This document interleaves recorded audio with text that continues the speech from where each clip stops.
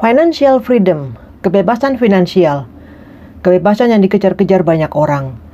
Apakah kondisimu termasuk bebas secara finansial? Yuk kita lihat di tingkat mana kondisimu menuju kebebasan finansial saat ini.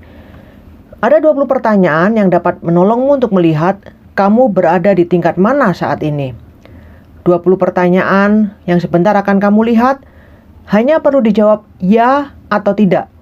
Kamu dapat siapkan kertas dan alat tulis untuk menuliskan jawabanmu untuk setiap pertanyaan. Kalau kamu membutuhkan waktu untuk menuliskan jawabanmu, kamu bisa pause video ini sebelum melanjutkan ke pertanyaan berikutnya. Udah siap? Yuk kita mulai. Pertanyaan pertama. Apakah pagi ini kamu memulai harimu dengan memohon Tuhan untuk mencukupkan segala kebutuhanmu sepanjang hari ini? Yang kedua, dapatkah kamu menyebutkan 3 tujuan Tuhan atas uang? Ketiga, untuk menjadi makmur, apakah perencanaan yang cermat dan kerja keras itu cukup? Keempat, apakah kamu mendalami firman Tuhan khususnya sejak krisis keuangan yang pernah kamu alami? Kelima, pernahkah kamu kehilangan uang, promosi jabatan, pekerjaan, atau bahkan teman karena menolak untuk mengkompromikan kebenaran yang kamu pegang? Keenam, apakah kamu secara teratur memberikan sedikitnya 10% dari pendapatanmu ke gereja? Ketujuh, apakah kamu sudah melunasi seluruh hutangmu? 8. Menurutmu, apakah Tuhan mengizinkan orang beriman mengalami kesulitan dalam keuangan? 9. Sebelum membeli barang, apakah kamu selalu mengecek harganya dulu dan mempertimbangkan kegunaan produk itu bagimu? 10.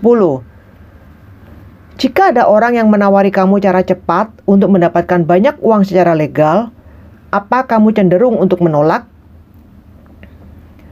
11. Sebelum membeli barang, apa kamu selalu mempelajari dulu tentang barang itu dan membandingkannya dengan produk-produk yang sejenis? 12. Apa kamu mencatat seluruh pengeluaranmu? 13. Apakah kamu memiliki kebijakan untuk menolak menandatangani atau menjadi saksi yang berkaitan dengan pinjam-meminjam terhadap siapapun? 14.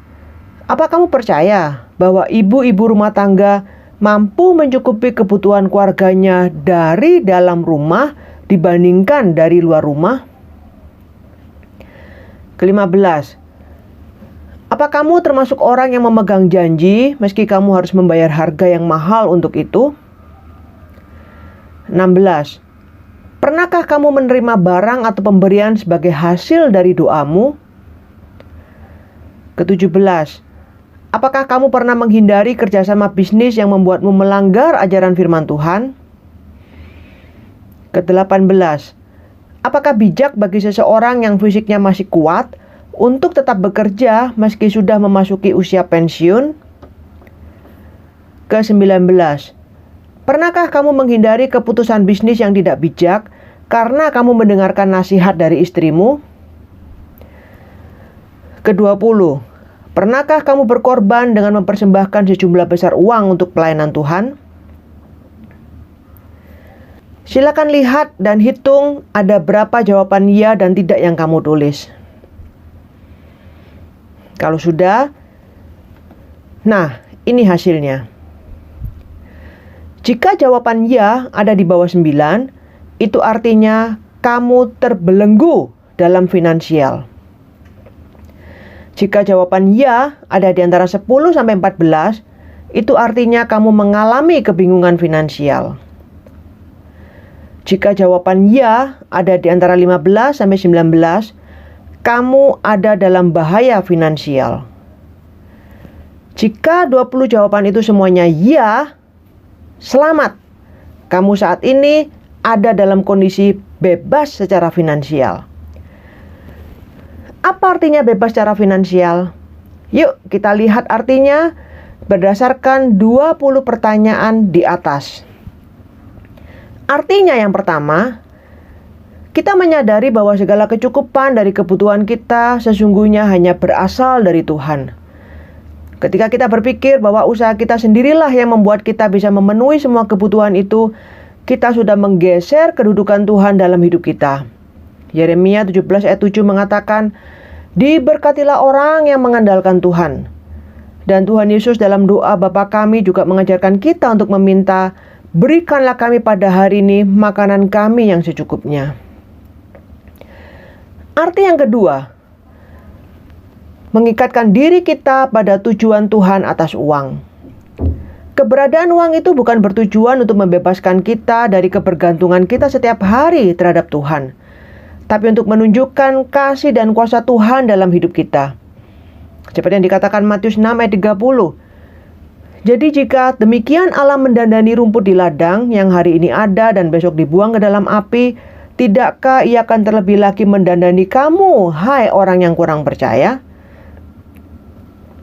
Arti yang ketiga, bebas secara finansial berarti mengenali dan mampu menolak konsep yang salah tentang keuangan, bahwa kekayaan bukan semata-mata didapat dari kerja keras dan perencanaan yang matang. Tetapi haruslah engkau ingat kepada Tuhan Allahmu, sebab Dialah yang memberikan kepadamu kekuatan untuk memperoleh kekayaan. Arti yang keempat, berarti menanggapi teguran Tuhan atas keputusan finansial yang salah. Ketika kita gagal menerapkan prinsip-prinsip firman Tuhan tentang keuangan, Tuhan dapat mengizinkan kesedihan atau kehilangan itu terjadi. Seperti yang dikatakan Hagai, pasal yang pertama ayat yang ke-9. Kamu mengharapkan banyak tetapi hasilnya sedikit. Dan ketika kamu membawanya ke rumah, aku menghembuskannya. Arti bebas secara finansial yang kelima, yaitu mampu memilih untuk melayani Tuhan dan bukan uang. Kebutuhan hidup menyebabkan banyak orang membangun hidup mereka dengan hal-hal yang sementara. Amsal mengingatkan kita, takut kepada orang mendatangkan jerat, tetapi siapa percaya kepada Tuhan, dilindungi. Arti yang keenam, memberi perpuluhan dan persembahan. Kemiskinan adalah hasil dari mengikuti kecenderungan alami kita. Sebaliknya, berkat-berkat Tuhan datang ketika kita mengembangkan semangat kemurahan hati sesuai pimpinan Tuhan. Seperti yang dikatakan Amsal pasal yang ketiga, muliakanlah Tuhan dengan hartamu dan dengan hasil pertama dari segala penghasilanmu, maka lumbung-lumbungmu akan diisi penuh sampai melimpah, dan bejana pemerahanmu akan meluap dengan air buah anggurnya. Arti yang ketujuh, yaitu bebas secara finansial artinya keluar dari utang piutang. Kebanyakan hutang adalah hasil dari mengabaikan batasan Tuhan atau menolak kesempatan Tuhan untuk menunjukkan dirinya kuat dalam hidup kita. Anggapan dasar dari berutang adalah menganggap bahwa kita dapat membayar kembali besok apa yang kita pinjam hari ini. Tetapi Tuhan memperingatkan dalam firman-Nya bahwa anggapan semacam itu adalah sesat. Amsal 27 mengatakan, jangan memuji diri karena esok hari, karena engkau tidak tahu apa yang akan terjadi hari itu. Arti yang kedelapan, belajar untuk hidup dalam kelimpahan dan dalam kekurangan. Tuhan tidak pernah merencanakan bahwa kemakmuran atau kemiskinan itu akan menempati posisi yang permanen dalam hidup seseorang. Tetapi Tuhan lebih tertarik dengan kekayaan yang sesungguhnya, yaitu pertumbuhan karakter kita. Tentang hal ini, Paulus pernah mengatakan, aku tahu apa itu kekurangan dan aku tahu apa itu kelimpahan. Dalam segala hal dan dalam segala perkara, tidak ada sesuatu yang merupakan rahasia bagiku.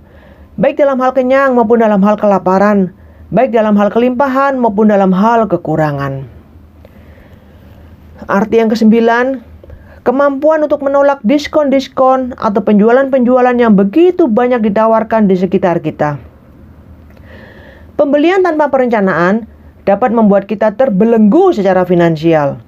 Strategi-strategi pemasaran dan penjualan produk-produk itu dirancang begitu cermat sehingga dapat menjadi jebakan bagi para konsumen yang tidak memiliki penguasaan diri. Bebas finansial berarti bisa menolak hal-hal yang hanya memuaskan mata kita, ego kita, atau untuk dipamerkan untuk kesombongan diri. Seperti yang diingatkan Yohanes dalam suratnya di 1 Yohanes pasal yang kedua ayat yang ke-16. Sebab semua yang ada di dalam dunia, yaitu keinginan daging dan keinginan mata, serta keangkuhan hidup, bukanlah berasal dari Bapa, melainkan dari dunia. Arti yang ke-10, yaitu dapat mengenali dan menolak para penipu. Banyak pebisnis-pebisnis hebat yang pernah jatuh dalam jebakan para penipu. Penipu ini begitu cerdik dan cermat, sehingga tidak mudah untuk dikenali. Mereka biasanya mendekati secara pribadi dan begitu bersemangat untuk menolong kita mendapatkan banyak uang. Mereka begitu pandai untuk memfokuskan mata dan hati kita pada uang, sehingga kita mengabaikan hal-hal yang lain dan terjatuh dalam perangkapnya.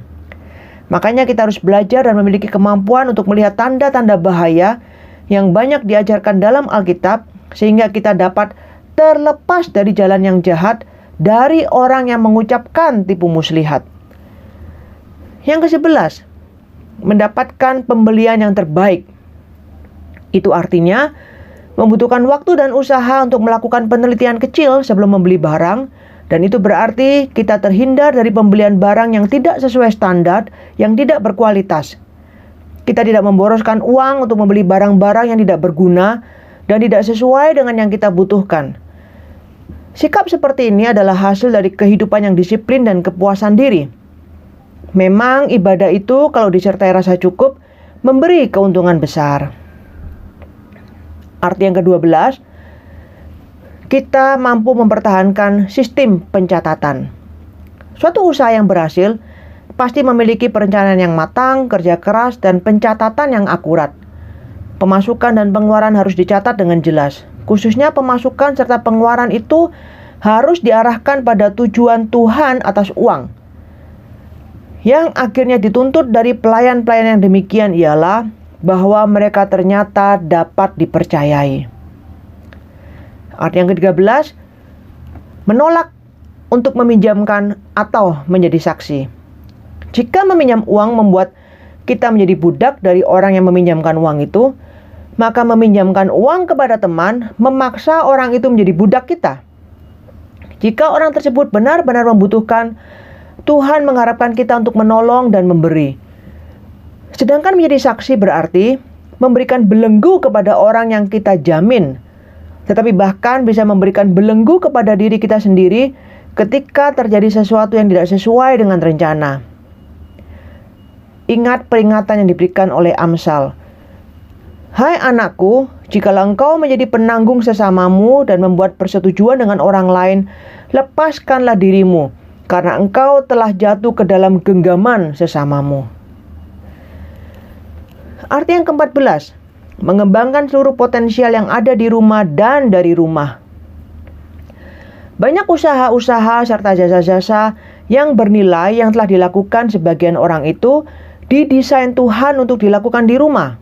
Seperti pendidikan sejak usia anak dini, pembelajaran di rumah, perawatan anggota keluarga yang sakit di rumah, pengasuhan anak atau orang tua di rumah, dan bahkan banyak pembuatan baju, makanan, dan produk-produk lain yang dilakukan di rumah. Seperti yang dilakukan oleh perempuan di Amsal pasal yang ke-31. Seorang istri yang bijak, ia tahu bahwa pendapatannya menguntungkan. Pada malam hari pelitanya tidak padam, tangannya ditaruhnya pada jentera, jari-jarinya memegang pemintal. Arti yang ke-15, berarti mampu memilih nama yang baik daripada kekayaan yang besar. Melanggar sumpah, dosa rahasia, menipu janda, tidak menghormati orang tua, dan membalas kejahatan demi kebaikan, ini adalah hal-hal yang dicatat dalam Alkitab yang merupakan pelanggaran yang menyebabkan Tuhan menahan berkat-Nya. Ketika orang Israel mengalami kelaparan, Raja Daud menemukan adanya dosa dan menyingkirkan penyebabnya. Kita bisa lihat ini di 2 Samuel pasal yang ke-21. Dengan cara yang sama, Tuhan mau kita untuk menyelidiki jalan-jalan kita sehingga Dia bebas untuk membukakan bagimu tingkap-tingkap langit dan mencurahkan berkat kepadamu sampai berkelimpahan. Arti yang ke-16, mengetahui dan mengalami berkat-berkat Tuhan melalui jawaban doa. Allah suka ketika anak-anaknya mempercayai Dia untuk kebutuhan sehari-hari. Ketika kekayaan meningkat, mudah sekali untuk berhenti bergantung ke Tuhan. Dan ketika kita merasa tidak membutuhkan Tuhan, kita kehilangan cinta kita ke Tuhan. Dan untuk memperbaiki situasi, seringkali Allah membawa kebutuhan-kebutuhan yang tidak diharapkan yang memaksa kita untuk datang ke firman-Nya dan ke doa. Kita bisa lihat kisah di 2 Tawarik pasal yang ke-7 ayat 13-14. Dia sangat bersuka dalam memberi kita kebutuhan sehari-hari. Dan Dia juga melakukan jauh lebih banyak daripada yang kita doakan atau pikirkan. Arti yang ke-17, memiliki keberanian untuk menghindari kerjasama bisnis yang tidak jujur. Seorang anak Tuhan harus mampu menolak semua keuntungan yang datang jika itu didapat dengan melanggar prinsip-prinsip Alkitab. Sekali kita membuat keputusan dan komitmen ini, kita harus menolak semua tekanan yang membuat kita bisa melakukan kesalahan. Dasar dari humanisme sekuler adalah pemikiran bahwa tujuan akhir itu membenarkan caranya. Maksudnya, cara apapun bisa ditempuh asal tujuan akhir itu tercapai. Ini adalah pemikiran yang salah yang tidak sesuai dengan Alkitab. Pemikiran ini sangat berbeda dengan yang dilakukan oleh Daniel. Daniel sudah menetapkan hatinya sejak dari awal bahwa dia akan tetap melakukan apa yang benar apapun harganya. Arti yang ke-18, mengenali dan menaklukkan kemalasan. Berusaha untuk hidup tanpa bekerja adalah pemberontakan melawan perintah Tuhan. Dia telah menetapkan bahwa pemenuhan kebutuhan itu akan datang melalui keringat. Kita bisa lihat Kejadian pasal yang ketiga ayat 17-19. Obat kemalasan yang Tuhan tetapkan adalah rasa lapar. Jika seorang tidak mau bekerja, janganlah ia makan. Semua konsep finansial yang tampaknya mengarah pada kemalasan dan tidak perlu berusaha pasti bukan berasal dari Tuhan dan harus ditolak. Salah satu contoh anggapan yang salah adalah kita harus bekerja hanya untuk hidup yang nyaman. Mereka yang biasanya menjalani hidup dengan pandangan seperti ini biasanya akan menemui tekanan-tekanan yang tidak diharapkan atau disilusi. Seperti orang kaya yang berkata kepada jiwanya, "Ada padamu banyak barang, tertimbun untuk bertahun-tahun lamanya, beristirahatlah." Arti yang ke-19, mendengarkan nasihat dan saran dari istri. Banyak bencana finansial dapat dihindari dengan mendengarkan nasihat dari istri yang berhati-hati dan peka tentang keputusan finansial sebelum keputusan itu dibuat. Allah mendesain istri untuk menjadi penolong, seperti dia memiliki kemampuan khusus untuk merasakan bahaya yang seringkali diremehkan oleh suami mereka. Baiklah orang bijak mendengar dan menambah ilmu. Demikian peringatan dari Amsal. Yang terakhir, arti yang ke-20. Tahu bagaimana mewariskan warisan yang saleh dan yang bertanggung jawab. Tujuan utama Allah melalui warisan adalah untuk memperkuat unit keluarga yang lebih besar. Fungsi vital seperti pendidikan anak-anak, perawatan kesehatan, penyediaan rumah, perawatan orang tua, dan sumber daya untuk bisnis adalah beberapa tanggung jawab yang Tuhan maksudkan agar dipenuhi oleh keluarga. Namun ada juga bahaya dalam warisan. Oleh karena itu Tuhan memberikan tantangan dan sekaligus peringatan tentang hal ini. Orang baik meninggalkan warisan bagi anak cucunya. Tapi milik yang diperoleh dengan cepat pada mulanya akhirnya tidak diberkati.